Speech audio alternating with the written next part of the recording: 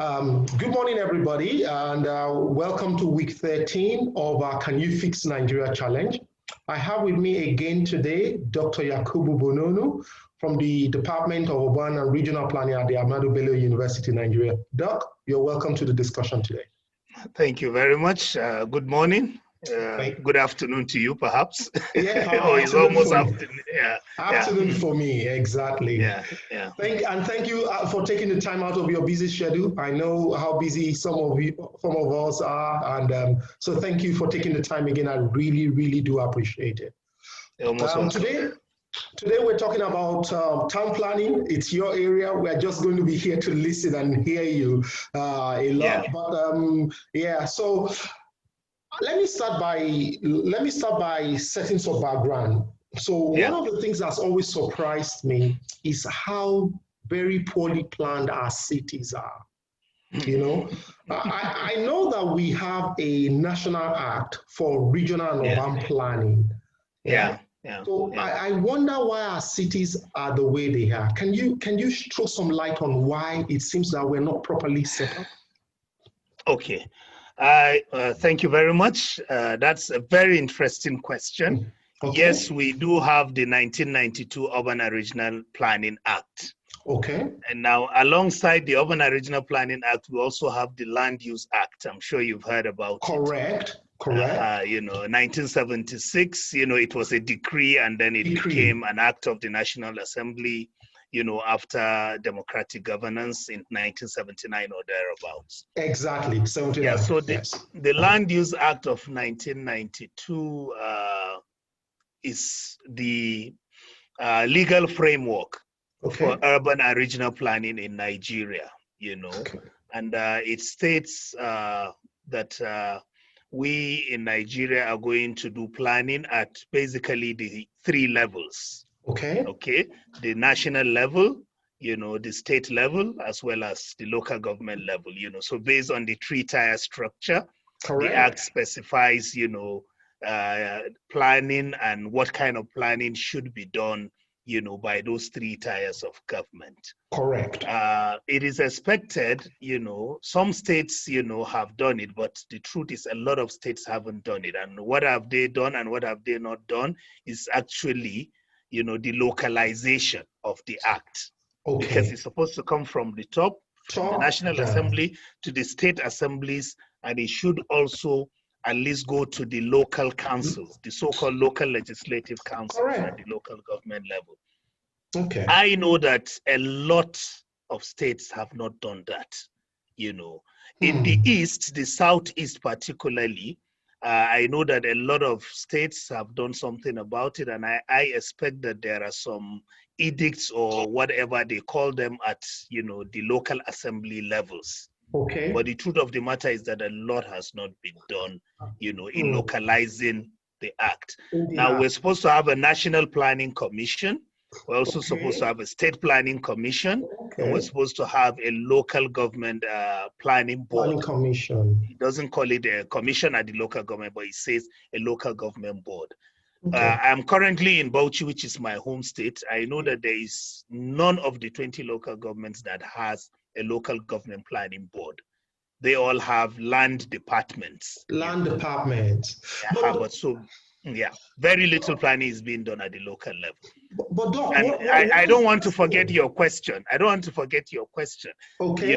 Maybe I'll cut you there. Just in a minute, I will say, you asked, why is it that our cities are poorly planned? Our cities are poorly planned. Do we even say they are poorly planned? Because we are not doing any planning. That's the truth of the matter. So I think that's the short answer to your question. We're actually not doing much planning.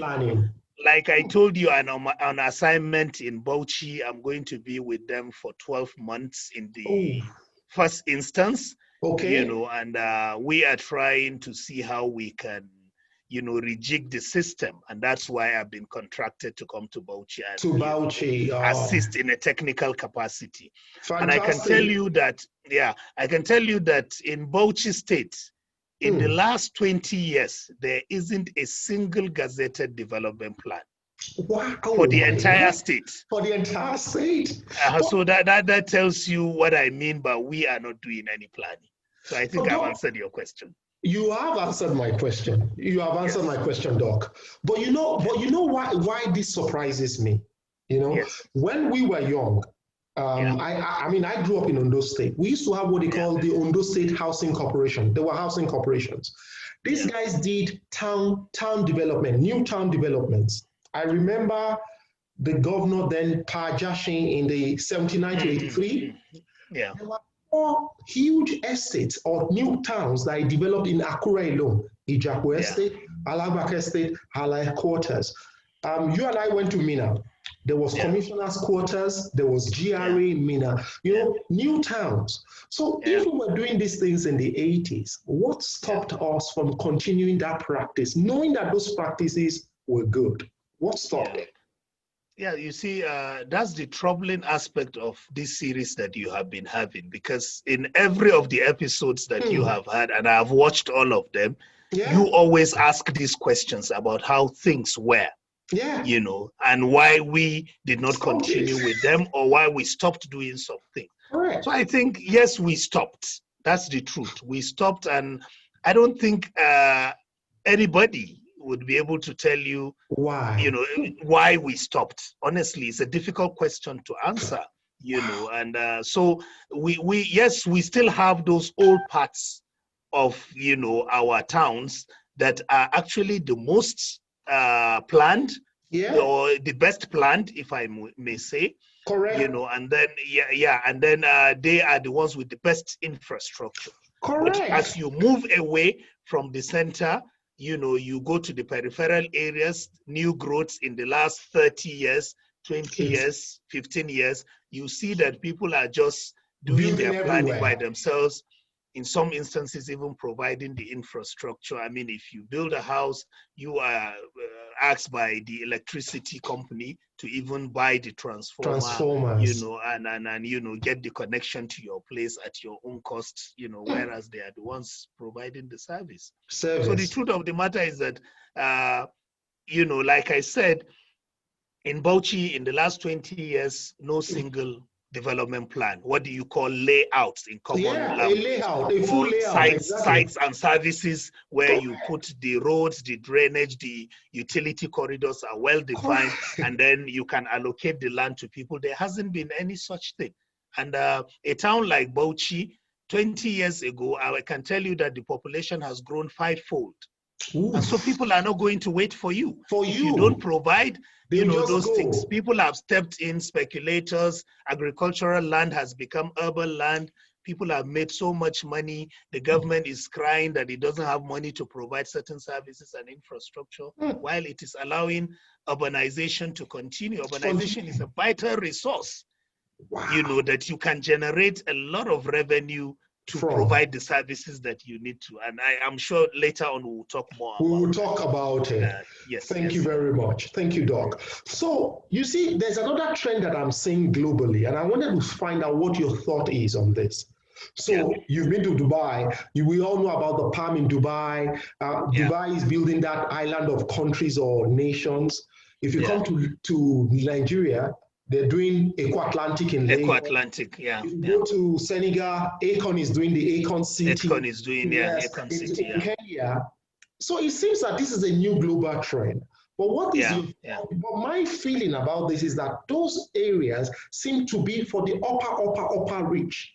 You know, so I don't know whether that new trend is the way we should be going, or we should be sticking to the original plan that seems to satisfy everybody. What are your thoughts on this? So you see, like I said, urbanization is, you know, strongly linked to economic development. Research has, you know, established that, you know, and I've lost it. So the issue is that there is a lot of economic forces at play. You know, the way urbanization works is that, you know, there are certain theories that have explained it actually. You know, the world used to be predominantly rural and agricultural, right? Correct. You know, so with technology, we began to specialize, you know, in certain trades and, you know, services. So we all didn't need to be farmers. And then, you know, the Industrial Revolution also made sure that we could cluster, you know, in towns of up to 15,000, 20,000 people, you know, and then some people would grow food, some people would be the blacksmiths, you know, some others would be these other professionals and so on.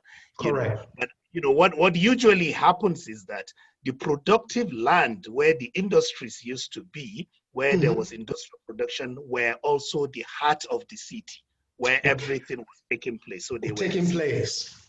But with increased population, then you have the agricultural land also being taken over by urban development, because it is now a higher order use that is willing to pay a higher price for the land.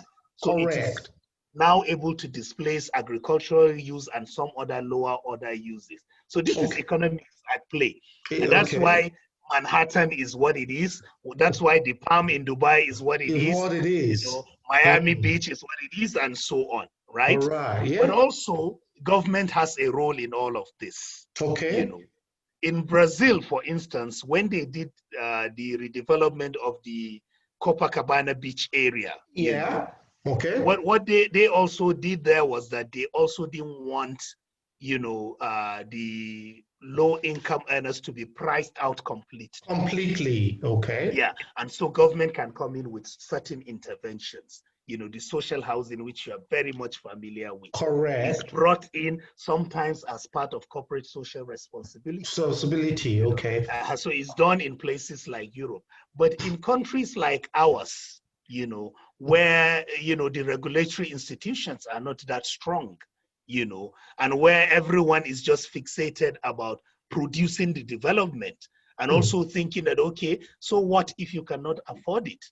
But at the end of the day, everyone is an integral component of the city and has a role to play.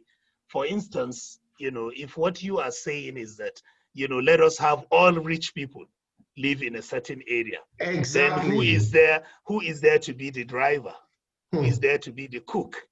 You know, does the cook have to commute 100 kilometers? Does it make sense? We have that problem already in Lagos. We have that big problem in Lagos. You can see it. Everybody in Lekki and all these VI areas, all the drivers are coming from Agege, Alagbado.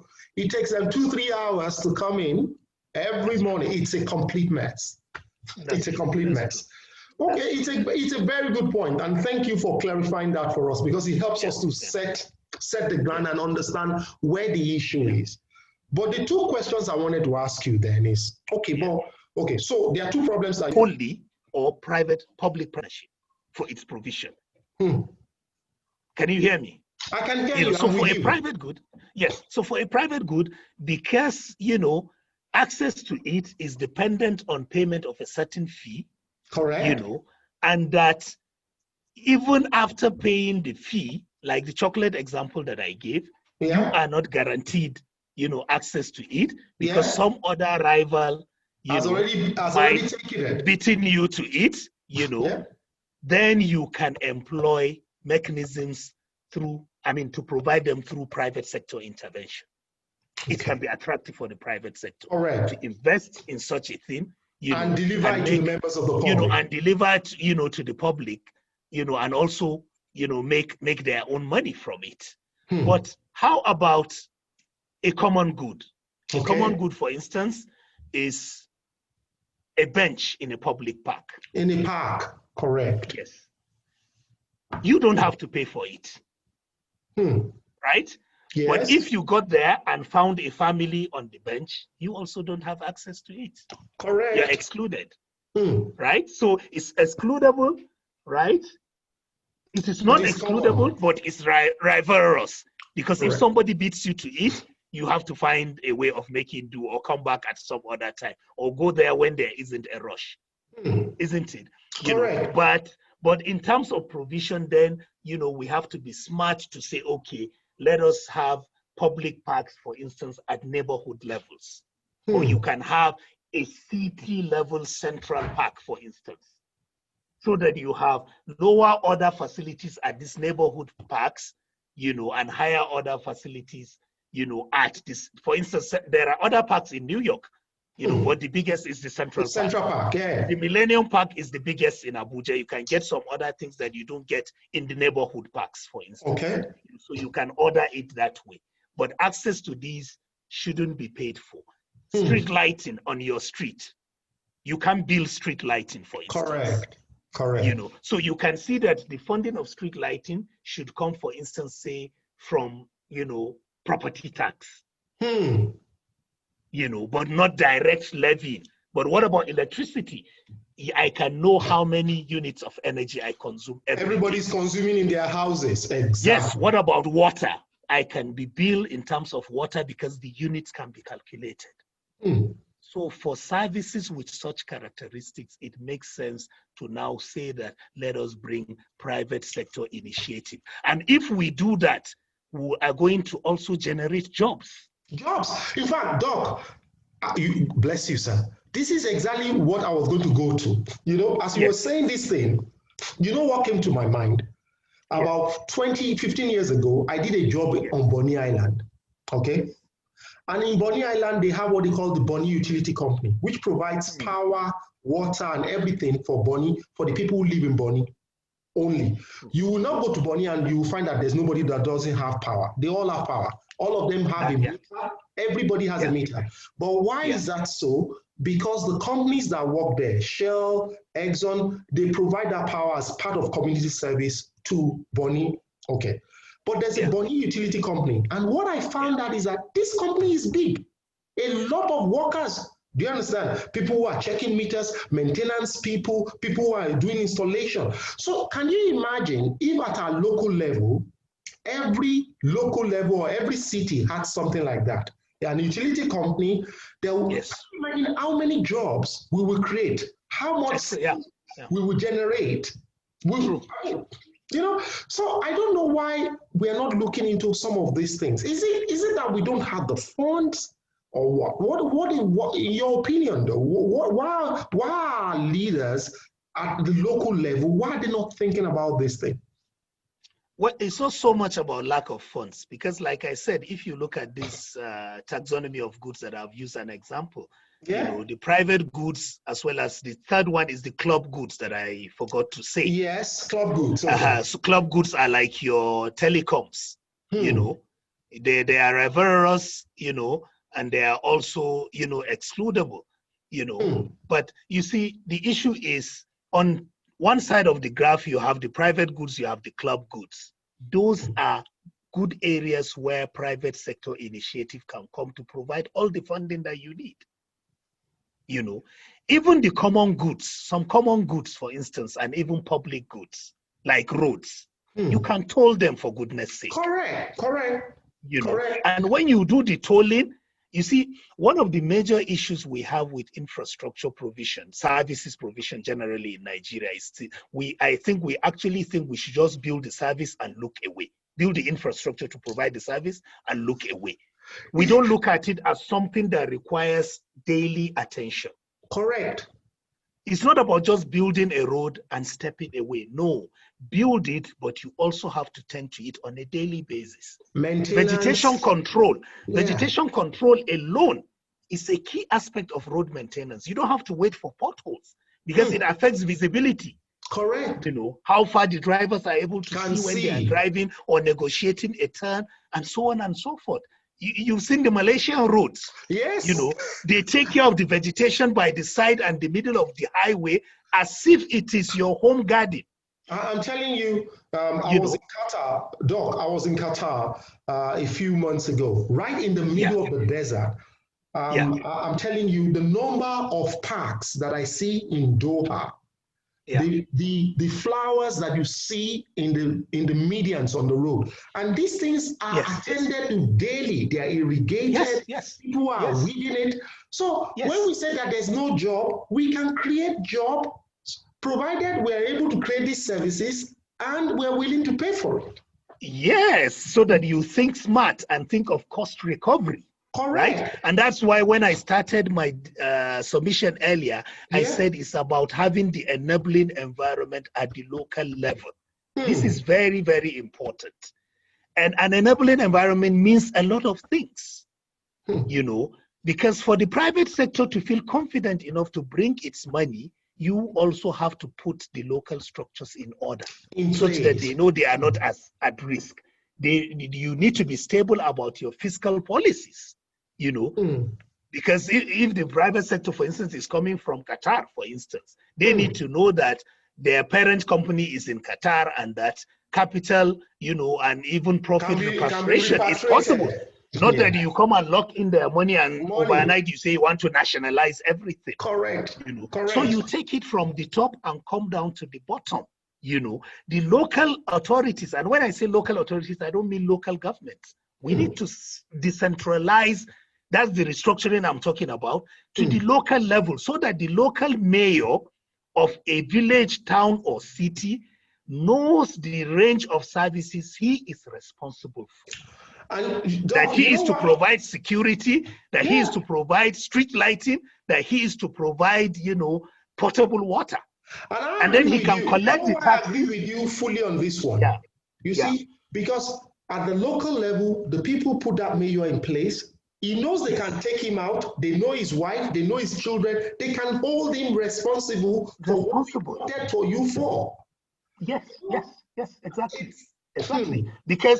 Because you see, the argument is that there has been a principle of subsidiarity, which is the foundation of modern urban governance globally. And it's been around for over 200 years. And it is what makes the other cities that we keep talking about work. I mean, you know the power of the mayor of London, for instance. Boris Johnson was mayor. That's how he has built his political clout. Or the mayor of New York.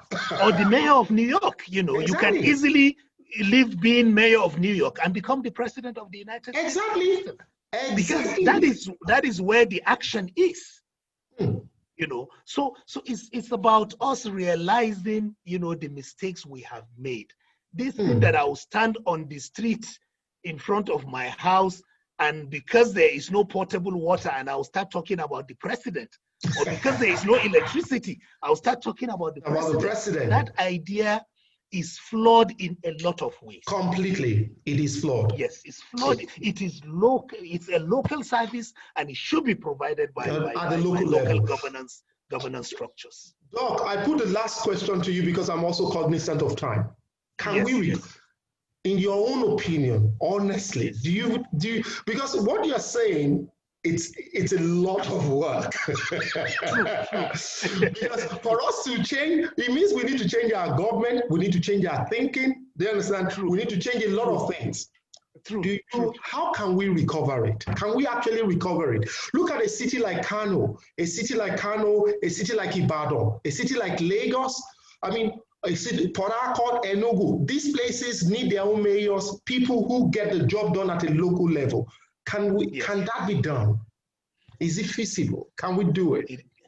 I'm a bit worried now. It can be done, but it is extremely difficult. It is extremely difficult, like you rightly noted.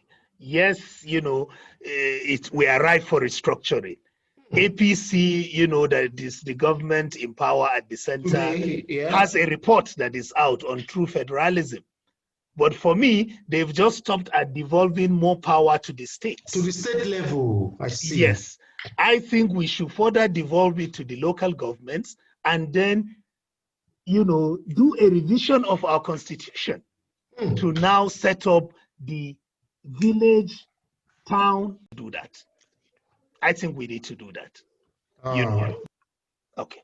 So the point I'm trying to make is that it's going to take a lot of political capital, you know, and it's going to take, you know, a lot of knowledge of what works. You know, we have been doing for 60 years, we have been doing, you know, the same thing over and over again. And by the way, you know, we used to have it. The truth of the matter is that we used to have it. You're right. You know, the colonial administration met these local structures. And that was why the regional governments were able to achieve what they achieved.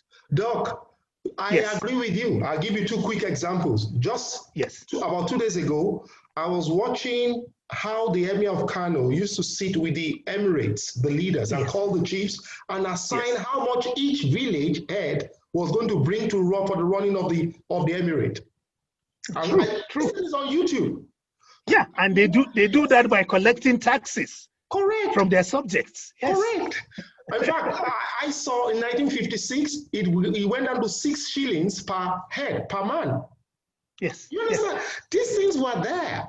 I remember. And until it will go down to even the livestock in your house, you pay something for even the livestock in your house. So I don't know how all of these things actually. It really baffles me how our systems have they seem to have collapsed. Yes. I don't know how everything seems to have collapsed, and we are paying the penalty for it now. I hope that our generation and the generation immediately after us can begin to see this, because it seems that there's a lot of work for us to do. No, there's really a lot of work, and like I was saying, APC has the report. It was their committee. Correct. Sometime around 2018, headed by Nasir El-Rufai. It's not a perfect report, but to underscore the difficulty of the matter, you can see that since winning the election in 2019, they've also been silent about it.